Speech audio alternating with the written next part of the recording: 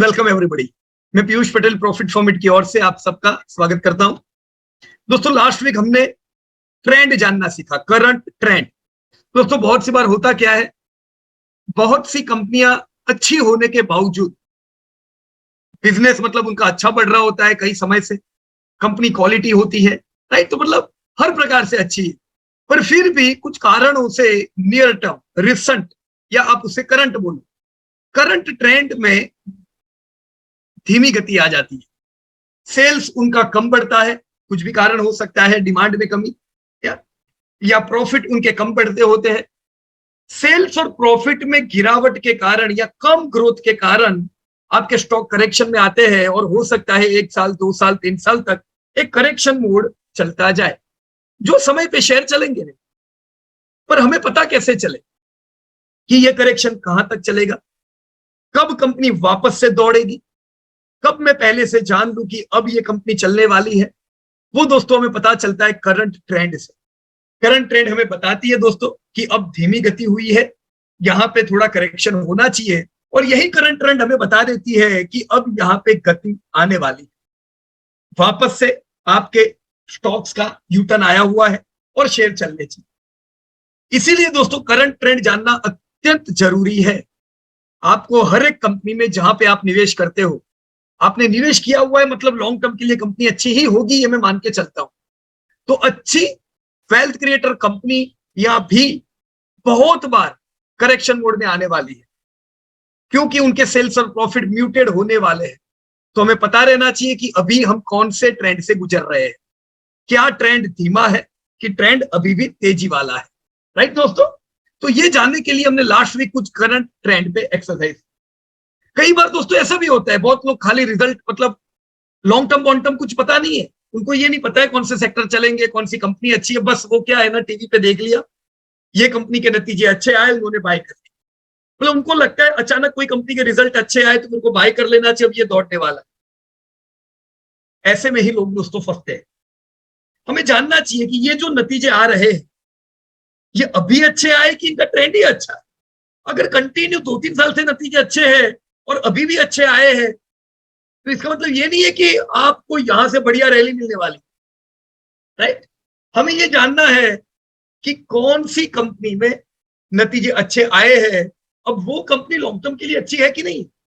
कोई कंपनी के जब नतीजे अच्छे आए उसके बाद आप चेक करते हो तो ये बुरी बात, फंसने के चांसेस है। हमें पहले से पता रहना चाहिए कि ये सेक्टर बढ़िया है, ये कंपनी अच्छी है। अब ये अच्छी कंपनी के नतीजे में ट्रैक करो। जब नतीजे में धीमी गति आएगी, थोड़ा हल्का रहिए, शांति रखिए, बहुत एग्रेसिव होने की जरूरत नहीं है, एक्यूमुलेट करते जाइए। पर एग्रेसिवनेस, आप एग्रेसिव कब हो सकते हो, वो पहला यूटर्न, जब वापस से मंद नतीजे सुधरते हैं, क्योंकि अब इसके बाद वापस 2-3 साल की तेजी आने वाली है, राइट। मैंने आपको 2 रास्ते बताए, एक डायरेक्ट रिजल्ट से कोई कंपनी उठाई, अच्छे नतीजे फंसेंगे। पहले से पता है कौन सी इंडस्ट्री कैसी है, कंपनी कैसी है, अच्छी है बुरी है, फिर नतीजे देखे तो आप उसको प्रॉपर ट्रैक कर पाओगे, बराबर। 90% इन्वेस्टर दोस्तों अचानक देखते हैं ये अच्छे नतीजे हैं, बहुत से ब्रोकर हाउस से कॉल आते हैं, वो मोमेंटम कॉल होते हैं, राइट, और ऐसे ही मोमेंटम कॉल में फिर वो लोग 20% लेने आए होते और 5 साल तक फंसे रहते, राइट। ऐसा नहीं होना चाहिए, ऑलराइट। तो अभी हमने पहले लॉन्ग टर्म जाना, फिर हमने नियर टर्म नतीजे देखे, और वो नियर टर्म नतीजों के आधार पे हम आने वाला समय प्रेडिक्ट करना चाहते हैं। मैंने कुछ कंपनी के नतीजे यहां पे सबसे आखिर में दोस्तों ध्यान रखिएगा, मैं इधर बता रहा हूं आप लोगों को, राइट। इस स्टेप मैंने कुछ कंपनियों के नतीजे ऑलरेडी डाल दिए, जो मैंने आप लोगों के साथ शेयर भी किए हैं। LTTS के नतीजे आ गए, ICCGI के आ गए, अभी H1 के मैंने तो आपको Q1 सिखाया ना, अब Q1 के बाद अभी तो H1 की भी नतीजे आ गए, Q2 के नतीजे मैंने यहाँ पे अपडेट किए हैं। TCS के नतीजे, बजाज ऑटो, HDFC बैंक, तो ये नतीजे आपको गाइडेंस दे सकते, बराबर है। मैं इन सब में से LTTS, ICICI, TCS, Bajaj auto and HDFC, इनमें से जो आप कहो, और रिलैक्स के भी नतीजे डाले हुए हैं, वो तो अपना टेस्ट मॉडल है। उन सब में से जो कोई 2 कंपनी आप बोलो, उसका हम करंट ट्रेंड चेक करेंगे फिर हम आपकी कंपनियों पे जाएंगे जिसपे आप लोगों ने करंट ट्रेंड डाला हुआ, राइट, ताकि एक एग्जांपल देख लिया फिर आप उस पर एक्सपेरिमेंट करो, बराबर है। चलो अमरजीत सर ने लिखा हुआ है एलटीटीएस, बजाज ऑटो, दक्षय भाई एचडीएफसी बैंक। चलो अपन क्या करते हैं, शुरुआत एलटीटीएस से करते हैं, बराबर है। So I am going to LTTS. देखो मैंने आप लोगों को तो होमवर्क दिया था पर आप लोगों ने अभी तक एलटीटीएस नहीं किया हुआ है, right. Let me tell you दोस्तों, ये आने वाले समय की इंडस्ट्री की कंपनी है, ध्यान रखना चाहिए क्यों पे। Primary industry, secondary industry, tertiary industry, और ये उससे भी आगे है आने वाले कल की इंडस्ट्री, राइट। तो ऐसी इंडस्ट्रियों में ग्रोथ बढ़िया मिलने के चांसेस होते हैं दोस्तों, राइट। ऑटोमेशन, आपकी ईवी गाड़ियां, कंपनियों का डिजाइनिंग, इन सब चीजों पे ये लोग काम करते हैं, बड़ा ही बढ़िया काम है इनका।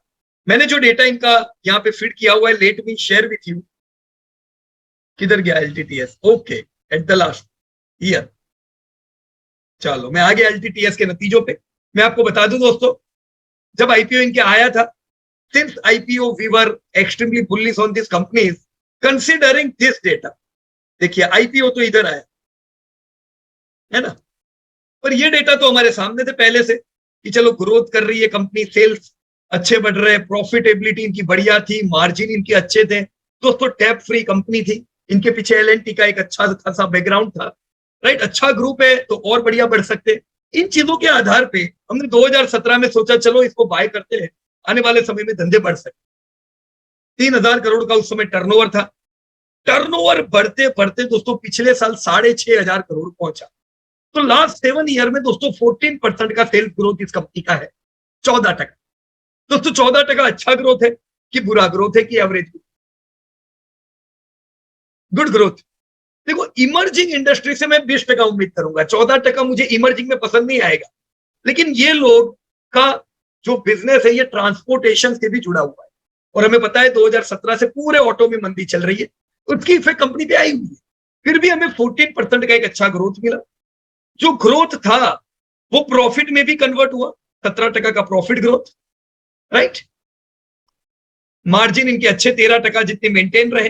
तभी दोस्तों आईपीओ के समय से अगर हम अभी देखें तो कगार दोस्तों इनका हाई और लो दोनों देखो, 40 से 30% कगार से रिटर्न मिले, तो डेट्स ग्रेट।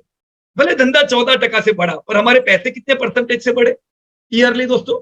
ऑलमोस्ट हम कह सकते हैं 30% कगार से बढ़े ना पैसे, 30-35% से। तो यह इसने अच्छा कमा के दिया। Apart from this is the consistent dividend paying company, हर साल डिविडेंड आता जा रहा है।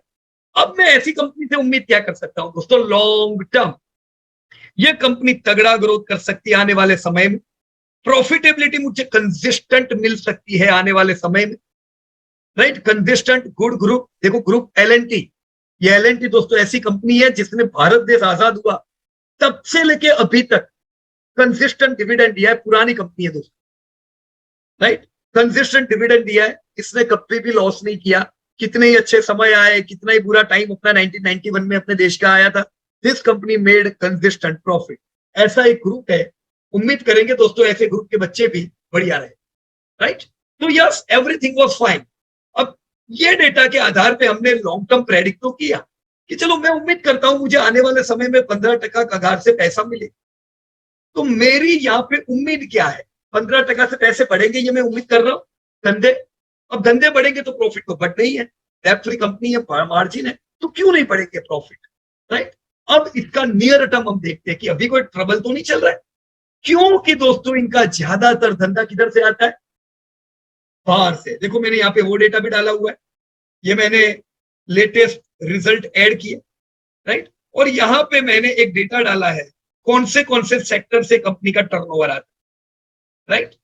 देखो इनका मेजर सेक्टर ट्रांसपोर्टेशन, उसका भी ग्रोथ 34% से हुआ है, right.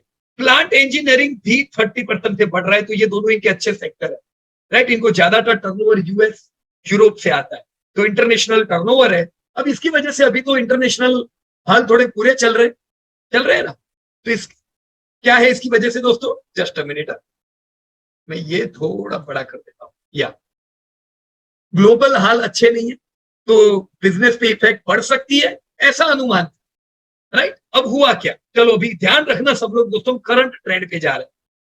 We are approaching toward current trend. देखो ये नतीजे तो अभी आए, ये नतीजों को दोस्तों मत देखना, ये तो अभी आए। ये नतीजे आने से पहले एलटीटीएस का क्या हाल, पिछले साल के रिजल्ट बढ़िया, प्रॉफिट भी बढ़िया, मार्जिन अच्छे। अब पिछले कुछ समय से ग्लोबल म्यूटेड है, युद्ध जब से शुरू हुआ है यूरोप, आपके सॉरी रशिया यूक्रेन, तब से डेवलप कंट्रियों में डिमांड भी ऐसे दी गई। तो ऐसा उम्मीद किया जा रहा था कि वो कंट्रियों का जीडीपी घटने से अपनी कंपनियों पे बड़ा फर्क पड़ेगा, ऐसी कंपनियों पे जो वहां से धंधा लाती। तो ऐसी उम्मीद हो रही थी कि धंधे इनके कम हो जाएंगे, राइट। असल में Q1 के जो धंधे आए बड़े आए, 23% सेल्स ग्रोथ, 27% प्रॉफिट ग्रोथ, तो कोई प्रॉब्लम ही नहीं था, राइट। लेकिन डर क्या था, global scenario was not good. अब चलो अभी भी अच्छा तो नहीं है ग्लोबल सिनेरियो, पर अभी H1 के जो नतीजे आए दोस्तों कैसे आए, yes, what is the sales growth, दिख रहा है ना आप सब लोगों को, 24%। दोस्तों क्या मैं ये कह सकता हूं कि सेल्स इन लाइन आया है, हमने जैसा उम्मीद किया था वैसे ही धंधे आए। इनफैक्ट दुनिया नेगेटिव थी कि इन कंपनियों के धंधे टूटेंगे, पर क्या टूटे, टूटे नहीं टूटे। तो दोस्तों ट्रेंड अभी भी अच्छी ही है, सेल्स में कोई प्रकार की कमी देखी नहीं गई। आईटी कंपनियों में दोस्तों अट्रेशन रेशियो का एक प्रॉब्लम, बहुत से लोग जॉब इधर से उधर कर रहे हैं, राइट। प्रॉफिटेबिलिटी टूटी हुई आईटी की कंपनियों की, क्यों की, एट्रिएशन की वजह से हाई पैकेज देना रहता है, एम्प्लॉय कॉस्ट बढ़ा हुआ रहता है, राइट। अब आपकी एलटीटीएस में प्रॉफिट क्या टूट गया है दोस्तों, हरगिज नहीं दोस्तों, सेल्स भी बढ़िया, प्रॉफिट भी बढ़िया, मार्जिन इनके थोड़े कम हुए हैं, 15% से 14% मार्जिन हुए हैं, तो ये चीज हमें गौर करनी पड़ेगी। बाकी sales profit everything is good. इन डेटा के आधार पे मैं ये साल क्या उम्मीद करूं दोस्तों, यहां पे मैंने लिखा हुआ एस्टिमेट 2022 गलत है, 2023 आना चाहिए। चलो क्या मैं ये उम्मीद करूं दोस्तों कि एलटीटीएस का सेल्स बिल्कुल घटिया आएगा, जैसा लोग सोच रहे धंधे अच्छे नहीं होंगे, एलटीटीएस के धंधे गिर के आएंगे, मैं उम्मीद कर सकता हूं क्या, बिल्कुल नहीं यार। 6 महीने निकल गए, और 6 महीने मतलब आधा साल, ये 6 महीने में सेल्स बढ़ा है और बढ़िया बढ़ा है, तो मैं नेगेटिव हो कैसे सकता हूं इधर, इवन प्रॉफिट्स आर गुड। तो मैं एस्टिमेट क्या लूंगा, चलो मुझे गाइड करो, मुझे कितना सेल्स एस्टिमेट करना चाहिए। मैं 30% भी कर सकता हूँ, 20% भी कर सकता हूँ, 30 और 20 की जो रेंज है ये बराबर रेंज है। और मैं एकदम सोचूंगा 40% धंधा बढ़ के आया तो मेरा एस्टिमेट गलत, मैं ये सोचूंगा खाली 10% से धंधे बढ़ेंगे तो भी एस्टिमेट गलत है, क्योंकि हम हकीकत की दुनिया से बहुत दूर जा रहे हैं, राइट। क्लियर है दोस्तों। तो मैंने क्या एस्टिमेट लिया, मैंने ये सोचा चलो ये साल में उम्मीद करता हूं 25% से धंधे बढ़ेंगे, 25%। क्यों दोस्तों, क्योंकि ऑटो में इंप्रूवमेंट है, ये कंपनी का लेना देना ट्रांसपोर्टेशन की से है, बीएमडब्ल्यू के साथ जस्ट रिसेंट एक कॉन्ट्रैक्ट बढ़िया साइन अप हुआ है, तो ऑटो से है, ऑटो के डेटा सुधरे हैं, तो मैं यहाँ पे भी ग्रोथ उम्मीद करूंगा, राइट। तो 25% से मेरी उम्मीद है ये पूरे साल के धंधे बढ़ेंगे, 25% से प्रॉफिट इस साल बढ़ेंगे। This is my this year estimate. Agree everyone, गलत तो एस्टिमेट नहीं लिया है, बहुत ज्यादा अच्छा, बहुत ज्यादा बुरा, सिंपल। ये एस्टिमेट मैंने यहाँ पे डाला, और मेरा 2023 का यानी इस साल मैं उम्मीद कर रहा हूं दोस्तों मेरी एलटीटीएस 8,500 8200 करोड़ का टर्नओवर करेगी, पिछले साल के 6,500 करोड़ के टर्नओवर के सामने। तो सेल्स लाइफ टाइम हाई आएंगे, गुड।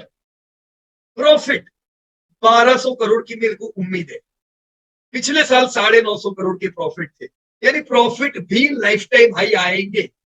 अर्निंग पर शेयर दोस्तों, मेरे एक शेयर पे अर्निंग जो 90 रुपए पिछले साल थी, पिछले साल, राइट। इनफैक्ट जब हमने कंपनी को बाय किया तब 44 रुपीज की अर्निंग थी प्री आईपी, राइट। तो जब नियम इसको 900 रुपए के आसपास जब लिया होगा तो 44 की अर्निंग यानी कितना यील्ड था।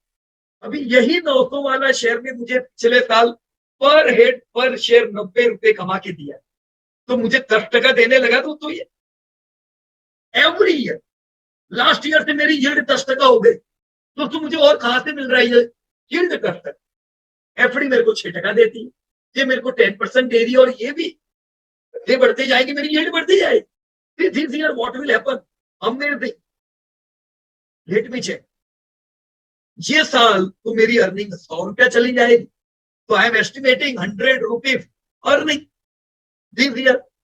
डिविडेंड भी बढ़िया आएगा पिछले साल से ज्यादा। ऐसे ही ग्रोथ करते करते जब आप देख रहे हो कि ये कंपनी जो सेक्टर में है, सारे सेक्टर में इनका ग्रोथ बहुत अच्छा है, मैं उम्मीद करूंगा आने वाले दशक में मेरे को यहाँ पे करीबन 15% का तो ग्रोथ मिले। दोस्तों 2030 में ये कंपनी को मैं 20,000 करोड़ रुपए देखूंगा, प्रॉफिट 3,000 करोड़ हो जाएंगे, अर्निंग मेरी 300 रुपया हो जाएगी। खुशी की बात है दोस्तों, अगर आपने 1,000 रुपए लिए है, 300 रुपए एक शेयर पे मिलते हैं, ये 30% आपकी अर्निंग हुई। Show me some other opportunity where I get this type of consistent income year on year, every year with incremental revenue. ये 30% मेरे को और किधर से मिलता? Same money if I am investing in fixed securities, I am getting 6%. There's huge difference between equity and fixed security दोस्तों। बड़ा कमाल का चीज है, पर ये चीज ज्यादातर लोगों को समझ नहीं आती है, जो लोग खाली भाव देखते हैं। अब इस साल एलटीटीएफ गिरा है तो क्या मैं बेच दूं? दोस्तों ऐसा तो ये पहले भी गिरा था, मैं इसको इधर भी बेच सकता था। देख रहे हो आप लोग, 1800 सही है, 1,000 रुपया आ गया था, आधा यार। हा? अब आप बोलोगे यार पीयूष भाई 1800 पे बेचे नहीं, 900 आ गया। अभी किसी ने, मेरे को लगता है वो एक मैसेज भेजा था कोई शाबरेवाल का, कि टाटा एलएक्सी बहुत से फंड मैनेजरों ने बेचा नहीं और अभी आधा हो गया, है ना। अभी उनको किसने बोला कि नहीं बेचा? आप लोगों ने प्रॉफिट बुक किया था कि नहीं?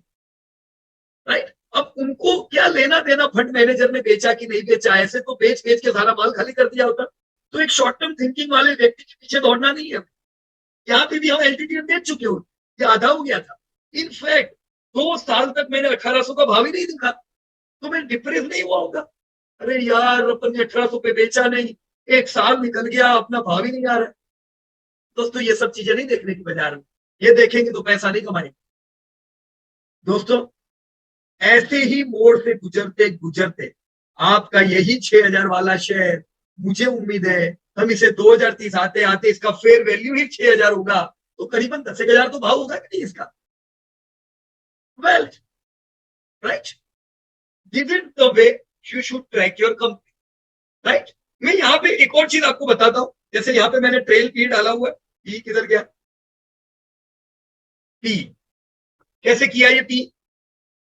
अभी का प्राइस और मैंने ईपीएस को ट्रैक किया, तो 32 का पी, 32 का पी है ना, 32 का पी है। करीबन कंपनी का पी कितना होना चाहिए? जितना कंपनी का ग्रोथ, एस्टिमेटेड ग्रोथ के आसपास का पी होना चाहिए, तो हम कह सकते हैं बराबर, राइट। अभी अगर हम इसका ग्रोथ देखें तो कितना, 27% तो है ही ना, तो 32 का पी है, 27 का ग्रोथ है, क्या बुरा है? हम इसको महंगा थोड़ी ना बोल सकते हैं, राइट। तो गुड अपॉर्चुनिटी, ऐसी कंपनी लेंगे क्यों नहीं, वेल्थ बनेगी, नियर टर्म में भी कोई ट्रबल नहीं है, एवरीथिंग इज गुड, राइट। बाजार गिरने से, ग्लोबल इकोनॉमी नीचे आने से आपकी कंपनी नीचे आई, इट्स ऑल राइट, बराबर है। तो this is way we can track. मैंने एक कंपनी बता दी आपको, दूसरी कंपनी यहाँ पे लिखी हुई थी आपने, Bajaj auto, right. Let us go to Bajaj auto. ये मैंने बजाज ऑटो ओपन किया, अच्छा ये तो आप ही का डेटा है, मैं मेरे डेटा पे चला जाता हूँ। Okay, see this is Bajaj auto, right. Two wheeler, आज जैसे आप, आज के जमाने में जैसे आप लोगों को डीमार्ट पसंद आता है, रिटेल फास्टेस्ट ग्रोइंग इंडस्ट्री है, राइट। आपकी एपरल फास्टेस्ट ग्रोइंग है, रेस्टोरेंट फास्टेस्ट ग्रोइंग है, बहुत सी नई फास्टेस्ट ग्रोइंग इंडस्ट्री है। वैसे एक जमाने टू व्हीलर कार्स ये भी फास्टेस्ट ग्रोइंग हुआ करती, अभी भी ग्रोइंग है, पूरी नहीं है हाँ, पर हम वो जमाने का ग्रोथ ये जमाने में उम्मीद करेंगे तो नहीं चलेगा, राइट। क्या मैं टू व्हीलर कंपनी से डिमांड डिमांड जैसी उम्मीद कर सकता हूँ? हाँ, क्या मैं उम्मीद करूंगा कि जियो का जितना सेल्स बढ़ता है उतना बजाज ऑटो का बढ़े? अगर मैं करता हूं तो मेरी उम्मीद ही गलत है, बराबर की नहीं। टू व्हीलर दोस्तों पुरानी इंडस्ट्री है, बुरी नहीं है, बड़ी अच्छी। सबसे पहले जो भी लोग कॉलेज में होते हैं उनका पहला ड्रीम तो मेरे ख्याल से होता है कि मैं टू व्हीलर खरीदूं। वैसे ज्यादातर लोगों को तो पेरेंट्स से आजकल आ गई होती है, अभी आजकल मिलेनियल का ड्रीम हो सकता है कार हो, पर अगर मैं 10-15 साल पहले की बात करूं तो शायद लोगों का ड्रीम हुआ करता था बाइक लेने। हो सकता है पेरेंट्स से उस समय नहीं आई हो, तो सोचते थे आई वांट टू बाइक, मेरे को जैसी सैलरी आएगी मैं बाइक लेके आऊँ। तो ये फास्ट एंड ग्रोइंग सेक्टर था, अच्छा ग्रोथ करता था। देखो लॉन्ग टर्म ग्रोथ ही आपके सामने मैंने रखा हुआ है। पिछले 20 साल में बजाज ऑटो का धंधा 12% से बढ़ा, 12% ग्रोथ। बजाज ऑटो यानी टू व्हीलर की और थ्री व्हीलर की कंपनी। दोस्तों टू व्हीलर में इंडिया में नंबर 1 कौन है? या चैट बॉक्स इज ओपन, देखो हम बहुत से अपडेट देते, तो मुझे उम्मीद है कि आप लोग इसका जवाब दे पाओगे। Which is the largest two wheeler company of India? भारतीय बाजार में, राइट, डोमेस्टिक मार्केट में सबसे बड़ी टू व्हीलर की कंपनी कौन सी है? अमरजीत सर, हीरो, विजय, हीरो, ओके, हीरो थी, हीरो एक जमाने की हीरो थी, अभी कौन है? कबीर भाई बजाज ऑटो, नहीं नहीं नहीं नहीं, बजाज का नंबर टू व्हीलर में नहीं लगेगा यार। क्यों आंसर आया नहीं? अभी हमने अपडेट किया था, टू व्हीलर का डेटा नहीं बताया था आप सब लोगों को, ऑटो का अपडेट किया था हमने पूरा। बताओ बताओ। आयशर मोटर, कौन सा? आयशर मोटर्स। नहीं सर, ऐसा नहीं हो सकती है, क्योंकि वो एक निश मार्केट में है, उसका तो कम धंधा रहता है। यस यस, चलो चलो फटाफट। Which is the largest company? TVS तो हो ही नहीं सकती है, बराबर। रोड पे क्या दिखता है आप देखो, अभी मैं बता दूं, मोपेड ज्यादा बिक रहे हैं। टू व्हीलर में जो अपना बाइक आता था ना, वो टक्कर मोपेड ने दी हुई है। तो मोपेड किसके सबसे ज्यादा चलते हैं? अब वहां से भी पता चलेगा नंबर 1 मोपेड कौन सा है। कौन सा नहीं आया आंसर? हाँ? विजय भाई एक्टिवा, लो देखो हिंट देने से आ गया। एक्टिवा कौन सी कंपनी है? हाँ, Activa brand Honda. Yes Sameer भाई, Honda. So Honda is today India number 1 domestically two wheeler selling company. Number 2 is Hero, number 3 is TVS, number 4 is Bajaj, domestic market, right. पर फिर भी अगर हम टू थ्री व्हीलर में देखें तो बजाज नंबर 1 क्यों है? क्योंकि बजाज का एक्सपोर्ट जबरदस्त है। ना हीरो का एक्सपोर्ट है, ना टीवीएस का है, और होंडा का तो हो ही नहीं सकता, क्योंकि होंडा खुद हम बोल सकते इंपोर्ट है, मल्टीनेशनल कंपनी है। तो बजाज का 50% धंधा एक्सपोर्ट से आता है, राइट।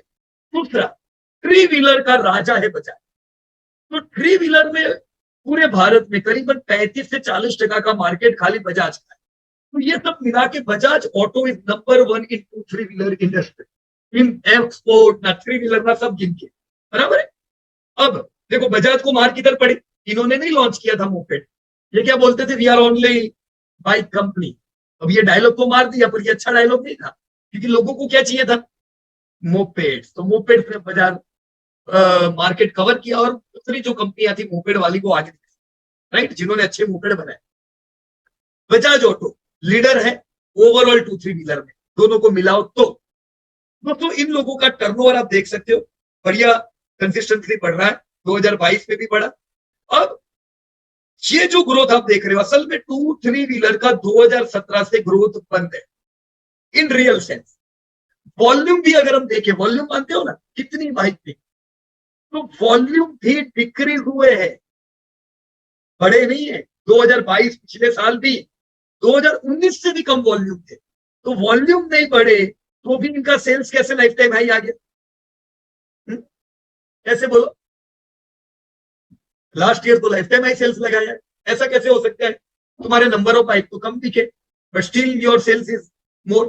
प्राइस, बिल्कुल सही बात है आप। ये लोग प्राइस इंक्रीज करते रहते हैं, और इस साल तो इन्होंने 5 बार प्राइस इंक्रीज किए है, राइट। क्योंकि इस बार टू व्हीलर की हालत बड़ी टाइट थी। नवरात्रि से पहले टू व्हीलर के शोरूम बिल्कुल खाली थे, मतलब बिक्री नहीं थी इन लोगों की। बिफोर नवरात्रि, नवरात्रि के बाद कमाल हो गया है, नवरात्रि दिवाली धूम दिख रही थी, राइट। अब सेल्स बढ़ रहे हैं, पर हमें अंदर की बात पता है कि वॉल्यूम डाउन थे, राइट। इसलिए सेल्स का ग्रोथ थोड़ा कम है, जबरदस्त ग्रोथ नहीं है। कंपनी डेट फ्री है, देखो टीवीएस डेट फ्री नहीं है, कुछ कंपनियां डेट फ्री नहीं है, तो उनका जो सेल्स ग्रोथ होता है वो पूरा प्रॉफिट में कन्वर्ट नहीं होता है। पर यहां पे आप देखो Bajaj auto is a debt free company, तो इनका धंधा अगर 12% से बढ़ा तो प्रॉफिट कितने टके से बढ़े? 13% से। सो दैट्स ग्रेट, है ना। मार्जिन कंसिस्टेंट है, इतने सालों में कितने ही अच्छे समय बुरे समय आए, इन्होंने कब कब लॉस किया बताओ? Never ever.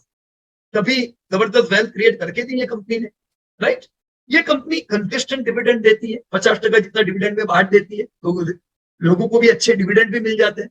तो हम इसमें ग्रोथ उम्मीद करेंगे, पर मैं यहाँ पे 12% से ज्यादा ग्रोथ उम्मीद नहीं कर सकता हूँ, राइट, इससे ज्यादा नहीं।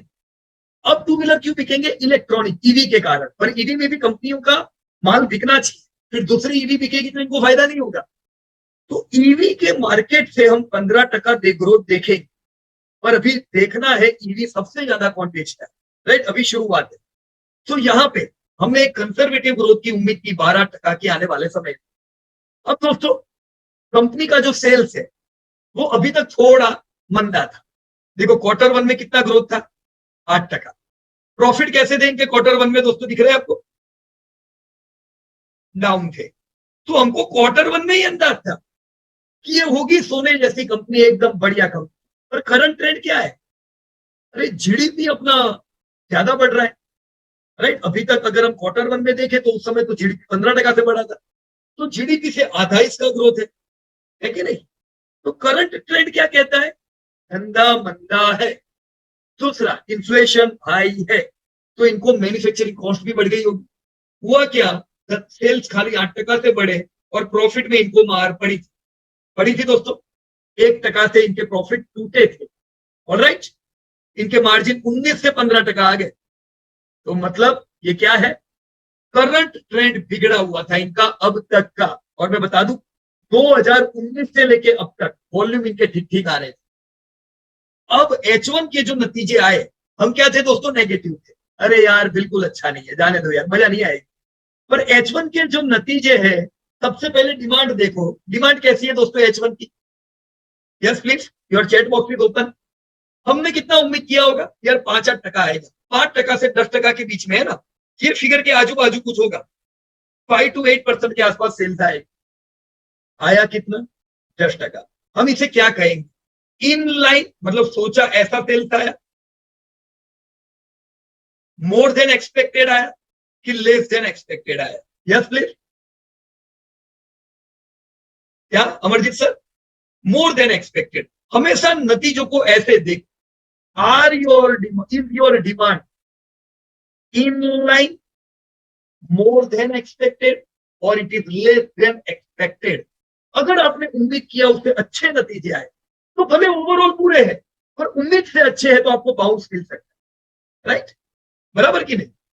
अगर ऐसा हो सकता है बहुत सी बार की नतीजे इतने अच्छे नहीं, पर आपको उम्मीद उससे भी पूरी थी, तो आप कई बार देखोगे प्रॉफिट या सेल्स 0% आएगा तो भी शेयर दौड़ने लगेगा। ऐसा क्यों होता है? क्योंकि उम्मीद आपकी और बुरी थी, आप तो सोच रहे थे धंधे 10% गिर के आएंगे। तो खाली रिजल्ट टीवी में देख के डिसीजन नहीं लेने का कि 50% सेल्स ग्रोथ आया, उठाओ माल। अरे हमने उम्मीद तो 75% की थी, ये 50% लोगों को अच्छा लगेगा, हमें नहीं अच्छा लगेगा, राइट? तो धोखे होते जब डायरेक्ट डेटा देखते। ट्रेंड के साथ सेट करो कि व्हाट वाज योर एस्टिमेट, इससे आपको परफेक्ट गाइडेंस मिल सकता है। अब हमारे जो हमने उम्मीद की होगी उससे अच्छे सेल्स डेटा आए, दोस्तों सबसे इंपॉर्टेंट क्या है? सेल्स या profit? Yes, again chat box is open. What is more important, sales और प्रॉफिट? तो बिल्कुल सही बात है। अगर सेल्स बढ़ के आए तो आप उम्मीद कर सकते हो कि आने वाले समय में प्रॉफिट भी बढ़ेंगे, राइट? पर सेल्स नहीं बढ़े, खाली प्रॉफिट बढ़े तो अच्छी बात नहीं है। आज प्रॉफिट बढ़े हुए कल गिर भी जाएंगे, प्रॉफिट तो वॉलेटाइल है, राइट? प्रॉफिट सेल्स के साथ बढ़े हुए हो तो सोने पे सुहागा है। देखो आफ्टर ऑल हमें क्या चाहिए? हमें तो profit after all, and result. क्योंकि मेरी जेब में पैसा कौन डालेगा? प्रॉफिट डालेगा। प्रॉफिट बढ़ा, मेरा डिविडेंड बढ़ा, प्रॉफिट बढ़ा, मेरी अर्निंग बढ़ी। और ये प्रॉफिट नाम की कठपुतली को मॉनिटर कौन करता है? Sale, alright?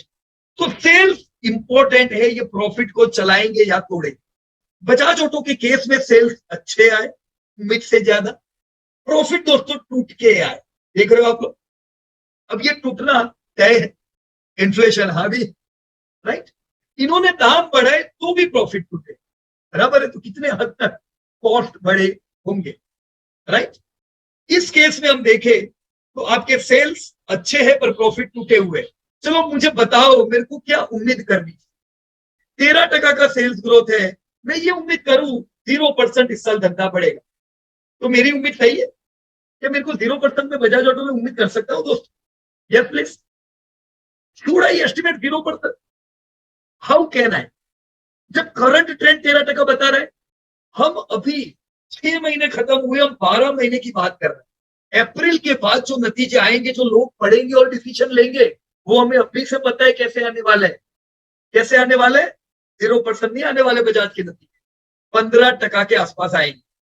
राइट? देखो, मैं 15%, मैं 13%, मैं 12% कुछ भी कर सकता हूँ, इसके आजू बाजू की एक रेंज में सेट कर सकता हूँ। पर उससे दूर जाऊंगा तो वो ज्यादा हो जाएगा। मैं 20% उम्मीद करूंगा, ये बहुत ज्यादा हो जाएगा। राइट? मैं 0% उम्मीद करूंगा, बहुत कम हो जाएगा। तो मैं सेल्स के करीब हूं, 15% मेरी उम्मीद है। राइट? मैंने प्रॉफिटेबिलिटी इंक्रीज नहीं की है। प्रॉफिट देखिए, 16% की अभी मार्जिन है, 15.8%। राइट? तो प्रॉफिट को मार्जिन के साथ सेट कर दीजिए। इसके साथ प्रॉफिट को मार्जिन के साथ, अभी कंपनी के मार्जिन 15.8% है। ये रिसेंट कंडीशन के हिसाब से, मतलब अभी जितना इन्फ्लेशन बढ़ा हुआ है, इनका जो मेजर कॉस्ट है, उसके हिसाब से इनके मार्जिन 15.8% है।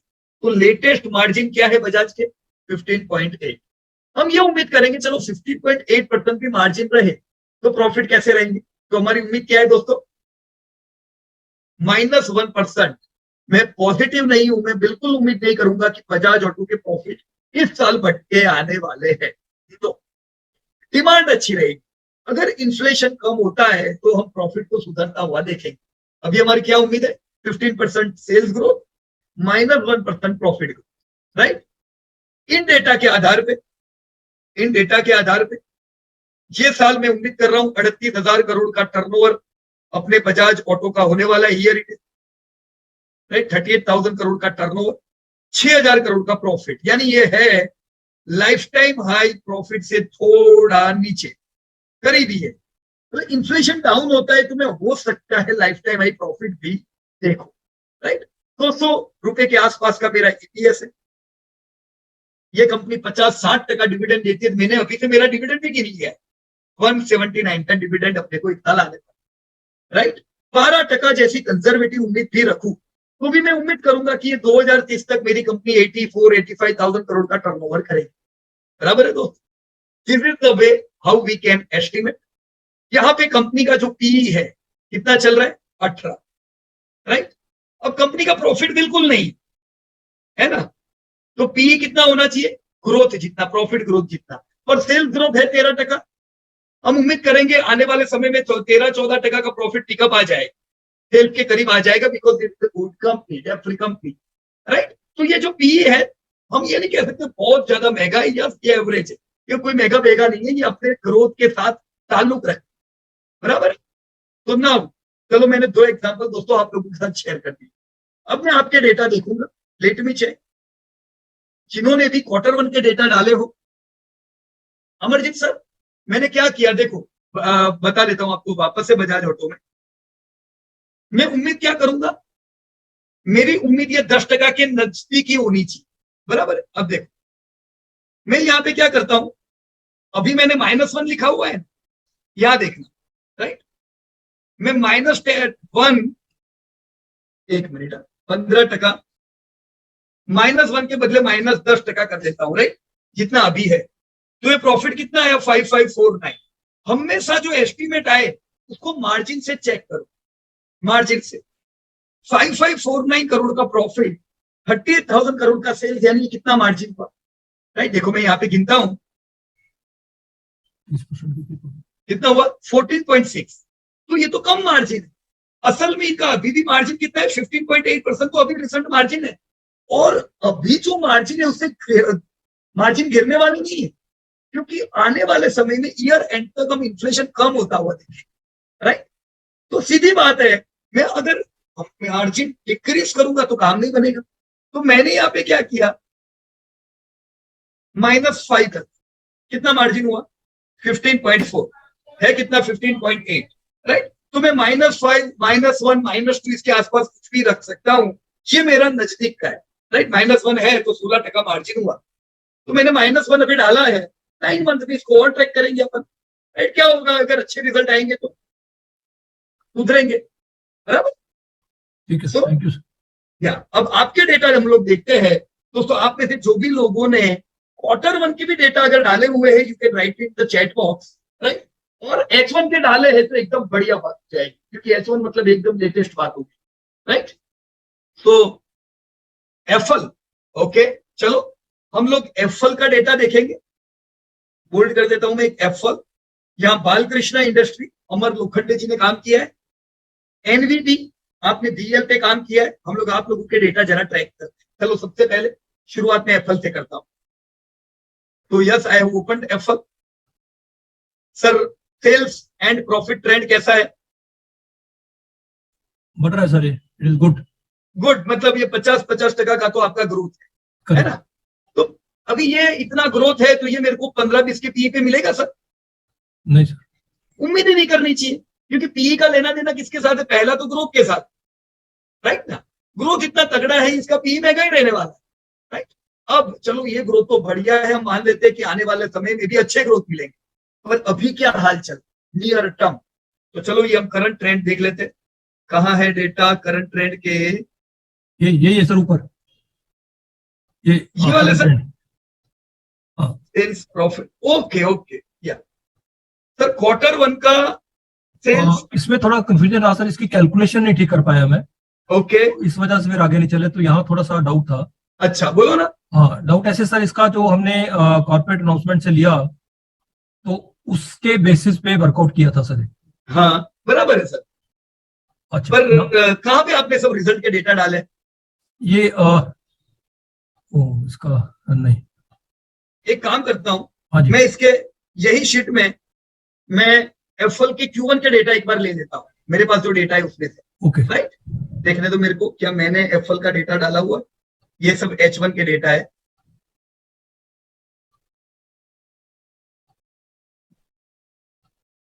Q1 में, ओके, Q1 में एफएल का काम नहीं किया हुआ, एफएल के डेटा मैंने अपडेट नहीं किए हुए।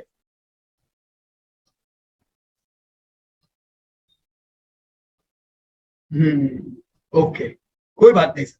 आपको लेकिन यहाँ पे तकलीफ कहाँ होगी डेटा डालने में? क्योंकि ये तो सिंपल है, मतलब सेल्स प्रॉफिट तो अपन डाल सकते हैं। अमरजीत सर, ये कुछ ठीक ढंग से समझ नहीं आया सर मेरे को। ये हमने जो इसका लिया है, जैसे Q1 का इधर से कॉर्पोरेट अनाउंसमेंट्स में लेके थोड़ा अगर, हाँ मैं ओपन कर देता हूँ, चलो। हाँ जी, कॉर्पोरेट अनाउंसमेंट, रिजल्ट्स, रिजल्ट, हाँ जी। तो इसका अच्छा ये अगस्त में इनके रिजल्ट आए थे, बराबर है। हाँ जी सर, अगस्त में Q1 के आए थे सर। Q1 के, उसके बाद के H1 तो अभी आएंगे, H1 तो आएंगे, हाँ जी। राइट। देखो 6 अगस्त को इन्होंने डिक्लेयर किया था। अब मैं इसको डाउन स्क्रॉल कर रहा हूं, देखो ये स्टैंड अलोन नीचे है सर, कंसोलिडेटेड बेस के नीचे। या तो मैं स्टैंड अलोन नहीं ले रहा हूं, डाउन स्क्रॉल किया मैंने और इसके आगे आएगा सर। ओके, ये है कंसोलिडेटेड डेटा, राइट। और यहाँ पे ये Q1 के डेटा दिए हुए, राइट। हाँ जी, तो मेरे को यही डेटा लेने हैं। देखो क्या करता हूं, ये एफएल है, एक मिनट, मैं एक फॉर्मेट यहां से ले लेता हूं।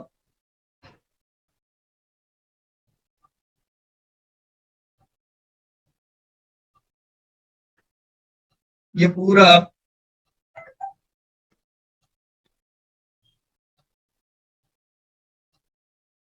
एफएल,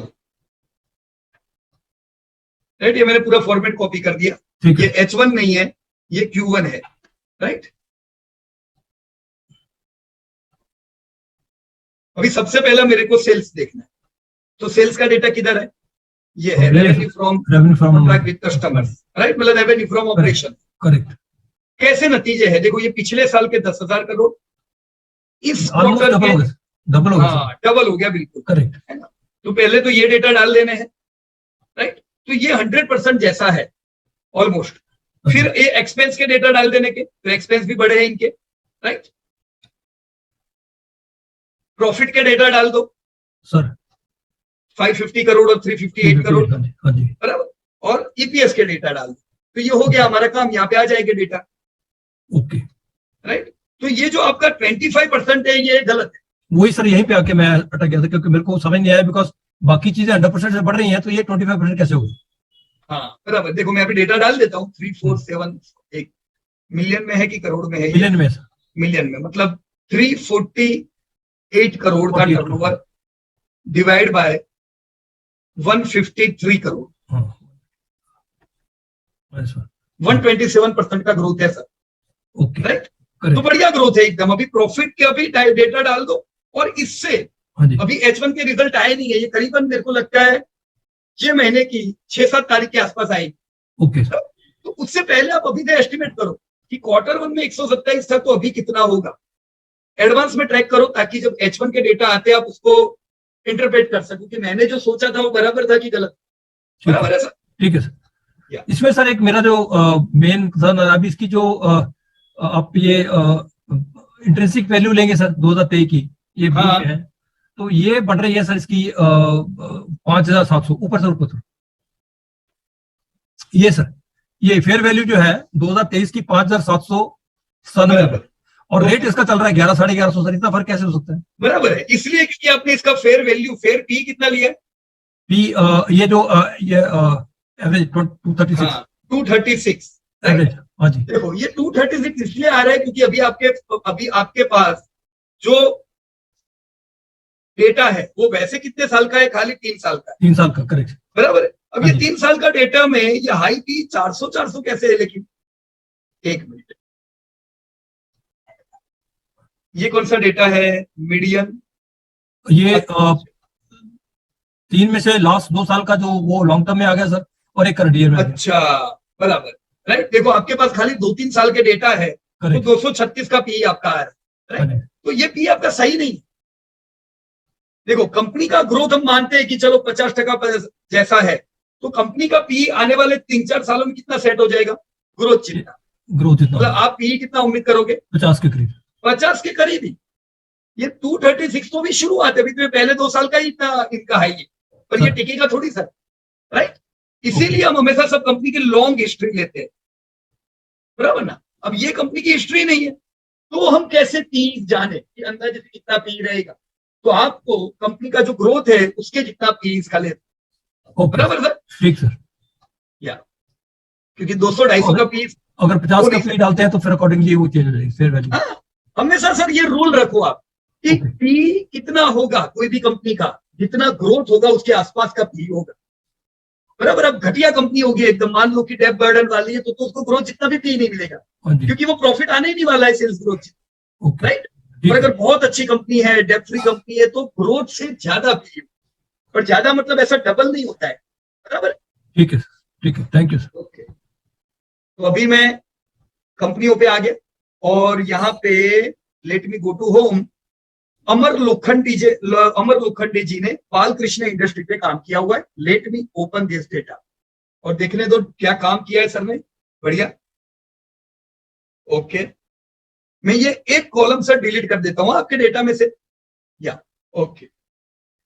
लेट मी चेक, अमर भाई है क्या मीटिंग में? ओके, मेरे ख्याल से अमर भाई इस मीटिंग में नहीं, या ये अच्छा दिखे अमर भाई, या आप अनम्यूट कर सकते हो सर। हाँ, यस सर।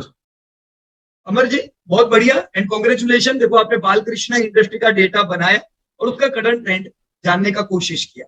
हम थोड़ा देखते हैं डेटा आपका, बराबर है सर? रेडी? Yes sir.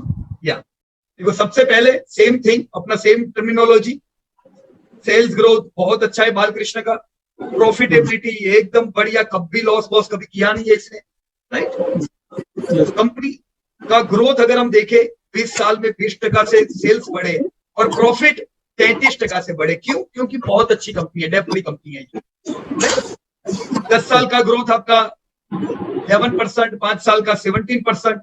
चलो ओवरऑल में उम्मीद कर सकता हूं मुझे 12-15% का ग्रोथ यहाँ से मिल सकता है, तो लॉन्ग टर्म अच्छी कंपनी है। देख लेते हैं अपन, ये है आपका नियर टर्म का data. Let me check, last year पिछले साल 45% से टर्नओवर बढ़े, 44% तो बहुत ज्यादा है सर। हाँ अमर भाई, हाँ यस सर। 4% का टर्नओवर बढ़ना तो बहुत बढ़िया बात होगी, है ना। पर चेक कर लेने का, ऐसा तो नहीं कि इसके अगले साल कोविड की वजह से कम धंधा था और इस बार धंधे अच्छे आए, राइट। तो देखो मैं आपके 2021-22 के डेटा देखूं तो ऐसा बिल्कुल नहीं है कि कोविड की वजह से धंधा कम था और अच्छा आया। इनके रियल टर्म में सेल्स बढ़िया ही है, राइट। तो ये 43% लास्ट ईयर का डिमांड एक बढ़िया डिमांड, मतलब माल इनका जबरदस्त दिख रहा है, राइट। अब यस सेल्स हो गया सर, सेल्स 43% से बढ़े तो अंदाजे से सर प्रॉफिट कितने परसेंटेज से बढ़ने चाहिए अप्रोक्सीमेटली? सो अप्रोक्सीमेटली 30 to 35%, मतलब नहीं सेम। अमर भाई, ऐसा नहीं, हम में सब सेल्स जितने तो बढ़ने ही चाहिए। अच्छा देखो सेल्स जितने प्रॉफिट बढ़ेंगे नहीं तो क्वालिटी का काम क्या है फिर, राइट। ओके तभी प्रॉफिट नहीं बढ़ेंगे सेल्स जितने, जब कुछ चैलेंजेस सामने होंगे, कुछ ओके है जो प्रॉफिट खा जाती है, राइट। इनके डेटा अगर हम देखें तो पिछले साल 44% का सेल्स ग्रोथ, पर प्रॉफिट कितने परसेंटेज से बढ़ा था सर? 22 से। तो क्या ये अच्छा था? नहीं सर, कम नहीं। था। अब देखो जो टीवी पे डेटा देखेगा, किसने देखा, अरे वाह 5% से प्रॉफिट बढ़ के आए, वो हो सकता है बाय कर ले, राइट। पर अपने को पता रहना चाहिए अमर भाई कि नहीं, उम्मीद इतनी नहीं थी, ये धंधे से कम प्रॉफिट बढ़ रहे, मतलब ये अच्छी बात नहीं है, राइट। अब प्रॉफिट इनके इतने अच्छे नहीं बढ़े तो मेरे को थोड़ी हिस्ट्री चेक करनी चाहिए, क्या पहले से ऐसा है, कब से प्रॉब्लम है। तो मैं आप ही के डेटा में देख रहा हूं इधर 9 मंथ में भी मुझे ऐसा दिखा कि धंधे 47 से बढ़े थे और प्रॉफिट खाली 33 से बढ़े थे। तो इसका मतलब ये अमर भाई कि पिछले साल से कंपनी में क्या चल रहा है, डिमांड बहुत अच्छी है पर प्रॉफिट इन्फ्लेशन के कारण कम आ रहे, कुछ खर्चे इनके ज्यादा हो। सही बात है कि गलत बात है? Yes sir. राइट। अब ये क्वार्टर में, पिछले क्वार्टर में इन्फ्लेशन और बढ़ा तो आपने देखा प्रॉफिट आपका और डाउन हो गया, 33 से खाली 22, राइट।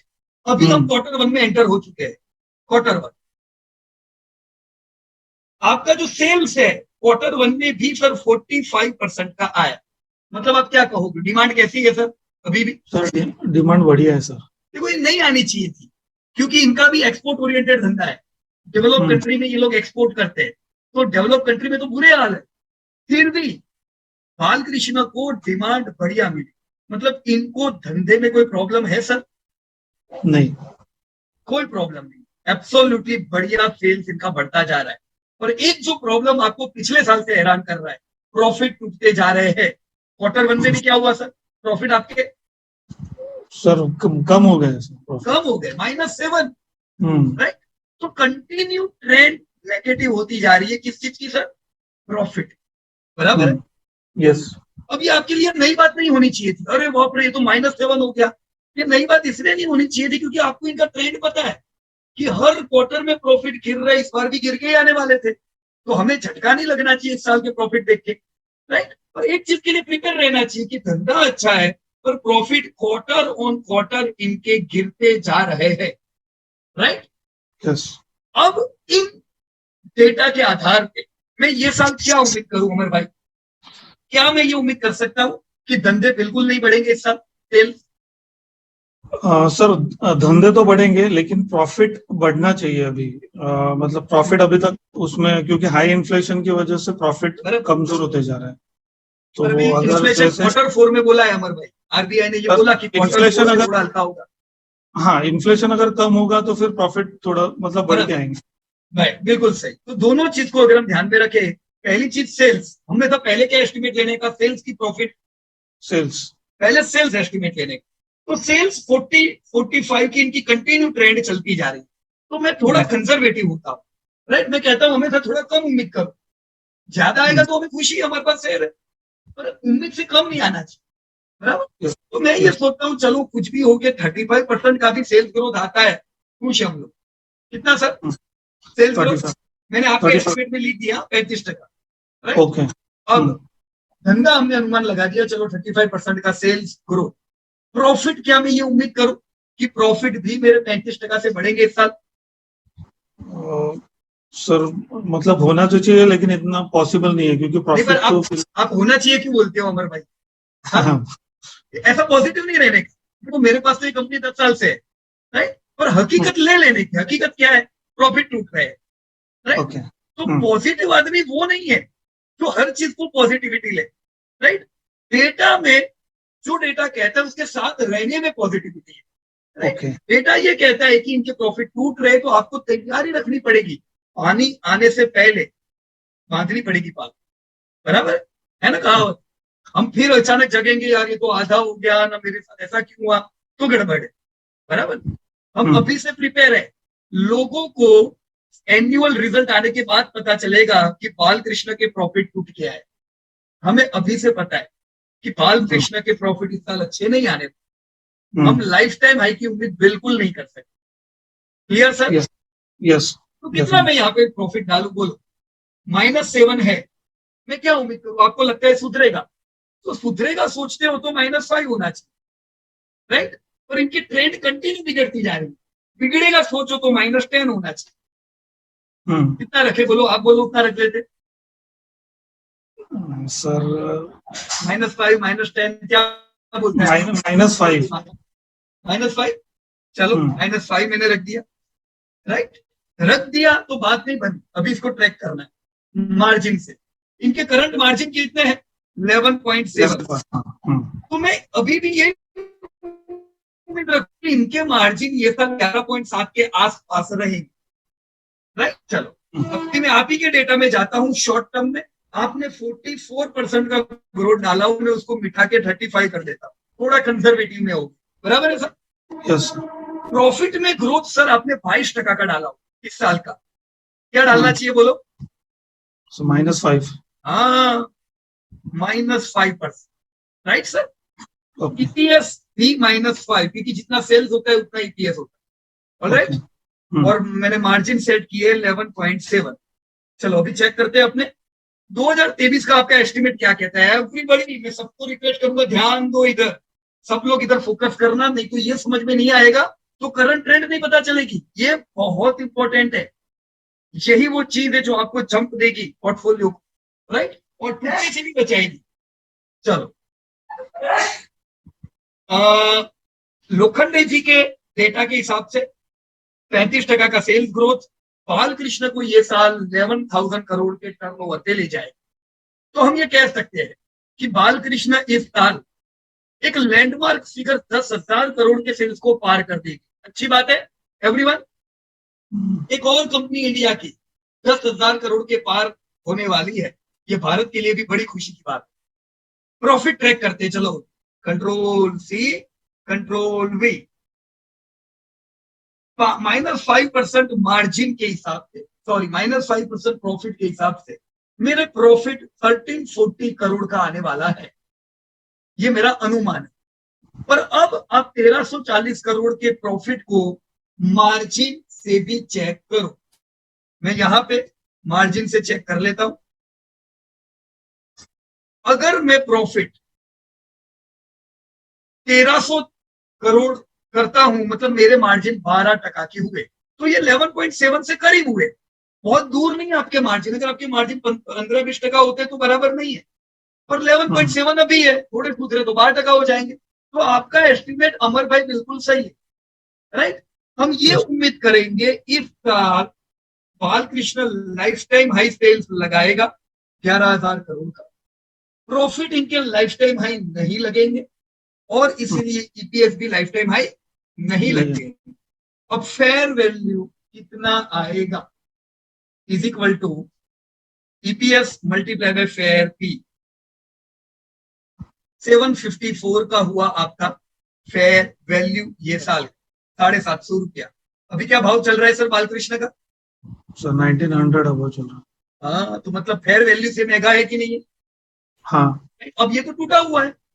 टूटने के बावजूद ये फेयर वैल्यू से महंगा है, तो सोचो प्रॉफिट कितने पूरे हैं इनके, राइट? और क्या होगा धीमे धीमे, अगर ये फेयर इनके प्रॉफिट सुधरेंगे तो वापस फेयर वैल्यू और प्राइस करीब आ जाए। बराबर? मैं आप सब लोगों से एक प्रश्न पूछना चाहूंगा दोस्तों, सब लोग ध्यान देना थोड़ा। अमर लोखंडे जी की स्प्रेडशीट में उन्होंने फेयर पी 21 का लिया। क्या 21 का पी गलत है, सही है? देखो इन्होंने पूरा हिस्टोरिकल डेटा से लिया 21 का पी, और हमें कंपनी की ग्रोथ से भी मैच करने, राइट? कि क्या कंपनी का ग्रोथ 21 के पी को सस्टेन कर सकता है? अब ग्रोथ इनका ऑलरेडी 20 के पी ग्रोथ का है, तो ये ग्रोथ को अगर मैं पी से मैच करूं तो मेरा पी बिल्कुल सही है। कह सकता हूं कि नहीं? अगर ये पी 50-60 का होता तो हम कहते नहीं यार ग्रोथ तो 20% का है, पी थोड़ा ज्यादा महंगा है। फेयर पी, और देखो फेयर पी सही है सर आपका, राइट, Yes. क्लियर है? Yeah. तो आपका ये बालकृष्ण रेखा डेटा एकदम सही हो गया। आपके डेटा के हिसाब से आपको उम्मीद है कि ये कंपनी इतना टर्नओवर करेगी? नहीं सर, देखो एक गलती की है आपने, फॉर्मूला डालने किसने, आप ही ने बनाया है ये स्प्रेडशीट सर? हाँ सर, मतलब मेरे भतीजे ने थोड़ा सा हेल्प किया। अच्छा, अभी है भतीजा साथ में आपके? हाँ है ना। अच्छा, उसको बोलो ना अनम्यूट करे अगर वो कर सकता है तो। मीटिंग में हाँ मतलब आप ही के साथ बैठा है कि वो है अलग सर, लोग? सर है वो भी सुन रहे। हाँ, क्या नाम उनका? सचिन बोरगाव। सचिन, सचिन काय सांगतो? हाँ सर। हाँ, सगळं छान है। हो ओके, तो सचिन बहुत अच्छी हेल्प कर रहे हो आप अमर भाई को, ग्रेट। थैंक हाँ, यू। देखो यहाँ पे एक गलती क्या हुई है सचिन, ये हाँ फॉर्मूला को अगर मैं डबल क्लिक करता हूँ, हाँ। राइट, मेरे को क्या चाहिए पता है? ये फॉर्मूला में ग्रोथ चाहिए, वो आपने बिल्कुल सही लिया है 15.76, मतलब मेरे को उम्मीद है 15% का ग्रोथ बालकृष्ण में मिलेगा। आपने जो ये 8 साल डाले वो सही नहीं है, इसको चेंज करने पड़ेगा। हाँ क्योंकि हाँ। देखो 2023 का डेटा तो मिल गया अपने को, ये नीचे है ना 2023, हम्म, देखो इधर, हम्म, तो अभी 2023 का मिल गया, मुझे 2030 का डेटा चाहिए। कितने साल रहे बोलो 2030 और 2023 में? 8 की साल, सही। 7 है ना? तो अब क्या करने का, देखो मैं फॉर्मूला चेंज कर रहा हूं, ग्रोथ बिल्कुल सही, 8 के बदले 7 साल कर दिए। और आपने जो बेस सेल्स डेटा लिया है, बेस सेल्स डेटा मतलब आपने 8,000 करोड़ से डेटा लिया है, वो मत लो, 2023 ये साल वाला डेटा ले लो, 11,000, राइट, क्योंकि 2023 तो भी आ गया। अभी क्यों हम 2022 के डेटा ले, जब हमें 2023 में कितना धंधा आएगा हमको पता है। हाँ समझे सचिन की नहीं समझे बोलो, हाँ सर। राइट? आपने हाँ। किया वो भी सही है, राइट, पर आपने अभी 2022 का डेटा लिया, हमने क्या किया, अभी लेटेस्ट सेल्स जो आने वाले उसी से पूरा ये ट्रैक कर दिया, बराबर? यस तो ये yes. अभी कंट्रोल सी, मैं इसको कंट्रोल वी करके प्रॉफिट में भी डाल देता हूं, प्रॉफिट भी चेंज हो गया, मेरा ईपीएस भी चेंज हो गया, देखने तो बराबर है। ओके, ये अच्छा, यहाँ पे आपका ईपीएस देखो, यहाँ पे भी एक गलती है सचिन, हाँ। ये जो आपने 2023 का जो डेटा लिया है उसमें ईपीएस के बदले इक्विटी आपने लिया हुआ है, दिखा अच्छा। आपको? हाँ हाँ हाँ। राइट, इसको क्या करना पड़ेगा, जी करना पड़ेगा, एफ के बदले जी। यस। देखो अभी आ गया 69, अब ये ऊपर का भी 193 बिल्कुल सही आ गया, अभी Yes. सही है डर ना। Yes. इसको भी हमें 5 साल, ये तो बिल्कुल बराबर है, पर बेस मेरे को क्या लेने का, ये वाला। ओके। डन डन, मैंने चेंज कर दिया है, पर आपको समझ में तो आया ना मैंने क्या किया, यस यस। राइट? देखो अब जब हमको 2023 पता है तो हम क्यों 2022 का डेटा ले, अब सीधा ये 2030-35 प्रेडिक्ट करने के लिए 2023 का ही डेटा लेने। Sir okay okay. ओके चलो, ग्रेट एंड थैंक यू। और कभी कोई क्वेरी हो ये सब चीज बनाने में तो कांटेक्ट कर लेना आप, बराबर? यस यस यस सर, जरूर। Thank you sir. धन्यवाद आपका भी। और चलो, डेटा तो आपका बाकी बिल्कुल सही और कंप्लीट, बहुत अच्छा काम किया आपने, राइट? ट्रेंड मिल गया ना, मतलब हमें पता रहा। देखो मेरे को एकदम शॉकिंग लगता है जब बहुत सी बार ग्रुप में लोग लिखते हैं, अरे बालकृष्ण क्यों टूट रहा है, इतनी बढ़िया कंपनी है नीचे क्यों आ रही है? अरे नीचे नहीं आएगी, किधर जाएगी? इसका ट्रेंड ही बता रहे हो, नीचे जाना है, कब ऊपर जाएगी? ट्रेंड सुधरेगा इधर, ये डेटा सुधरेंगे, ऑटोमेटिक बालकृष्ण चलने वाली है। पर जब तक डेटा सुधरे नहीं, मैं शेयर को क्यों उम्मीद करूं वो सुधरे, राइट? करंट ट्रेंड ट्रैक करते जाओ तो कभी भी कोई चीज में पीछे नहीं रहेगी। डन? Definitely yes sir. चलो बहुत अच्छा, थैंक यू। और लेट मी चेक, किसी ने हैंड रेज किया हुआ था अभी? हाँ, समीर भाई ने, क्या कहिए समीर भाई? सर आपने अभी कहा था कि ये फेयर वैल्यू के आसपास आ सकता है जब प्रॉफिट अगर अभी जैसे ठंडे रहेंगे एक क्वार्टर, तो क्या हम एक्सपेक्ट करेंगे 1500 के आसपास मिल सकता है हमें? देखो दो चीज है समीर भाई, अगर आने वाले टाइम में प्रॉफिट बढ़ते हैं, प्रॉफिट इंक्रीज होते हैं, तो क्या बढ़ेगा? ईपीएस। फेयर वैल्यू भी तो बढ़ेगा। जी जी जी जी। एक तरफ शेयर नीचे आता जा रहा है, दूसरी तरफ अगर प्रॉफिट अभी जो गिरते जा रहे हैं नीचे की तरफ, प्रॉफिट अगर सुधरने लगे तो ये फेयर वैल्यू के करीब दोनों हो जाए। शेयर तो नीचे आने का रुकता ही नहीं, अभी नीचे ही आता जा रहा है, बराबर ना? नहीं, बट जैसे इस क्वार्टर का मान लो अभी प्रॉफिट गिर के आता है, अभी हाँ, इन्फ्लेशन है, 4th क्वार्टर तक हम एक्सपेक्ट कर रहे हैं कि कम बराबर। होगी, तो इस क्वार्टर में हम अगले 2 महीने में एक्सपेक्ट कर सकते हैं कि फेयर वैल्यू के आसपास कहीं दोबारा आ सकता है सर, क्यों नहीं आ सकता है। बराबर। देखो, सुधार तभी होगा जब फंडामेंटल में सुधार हो, जब तक सुधार नहीं होगा तब तक ट्रेंड तो नीचे ही रहेगा। जी बराबर सर। जी। सो ऐसे ही हमेशा ट्रेंड को देखने का, ये बिल्कुल हमने सिंपल सा तरीका देखा। और बालकृष्ण के साथ मैंने और एक कंपनी यहाँ पे देखी थी, मेरे को ये नाम नहीं पता, एनवीबी, यानी किसने बनाया ये बीनर का डेटा, एनवीबी शॉर्ट फॉर्म है, फुल फॉर्म भूल गया मैं आपका। नीलेश बालधा, यस यस, नीलेश भाई हो गया मीटिंग में? देखने दो नीलेश भाई मीटिंग में, मेरे ख्याल से नहीं है, सब लोग लगता है दिवाली की छुट्टियां में निकल गए क्या। चलो चेक करते हैं अभी आपका बीएल का क्या हाल है। राइट, लास्ट कंपनी बीएल देख लेते। सो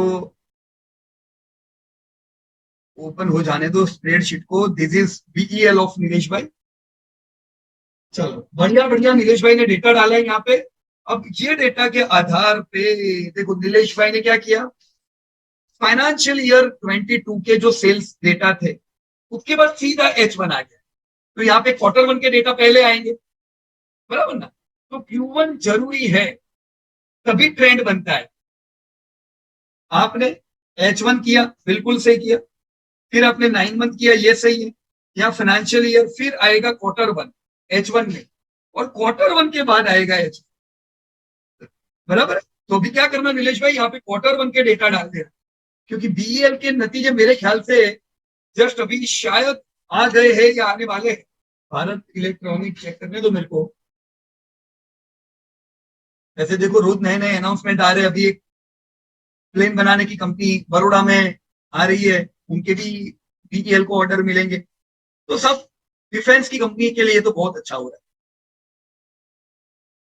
है। रिजल्ट इनके आखिरी कब आए?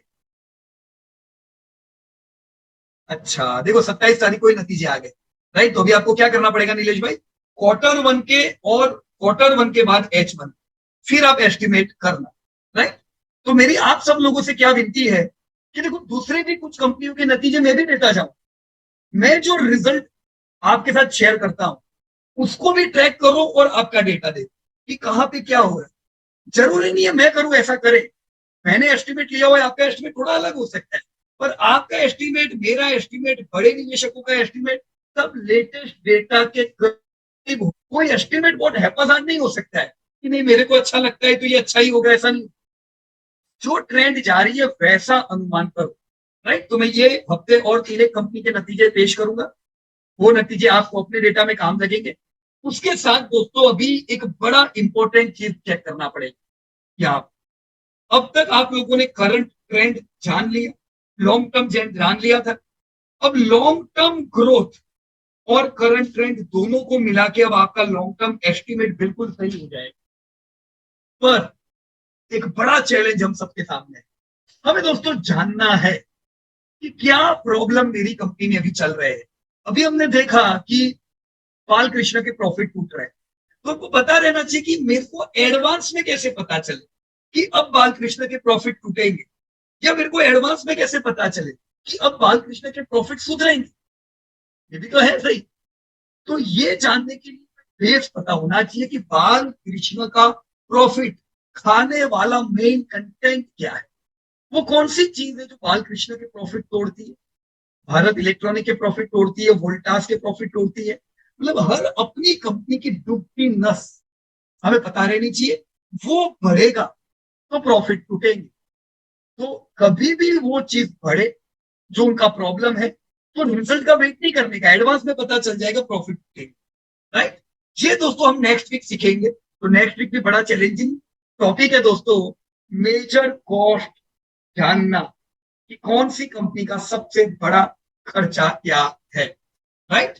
अभी पूरा कंटिन्यूटी में कर रहे हैं, जो नए रिजल्ट आते जा रहे हैं लेते जाओ, आपका डेटाबेस बनाते जाओ, और अगले वीक हम मेजर कॉस्ट भी सीखेंगे, ये भी आपको काम लगेगी, राइट।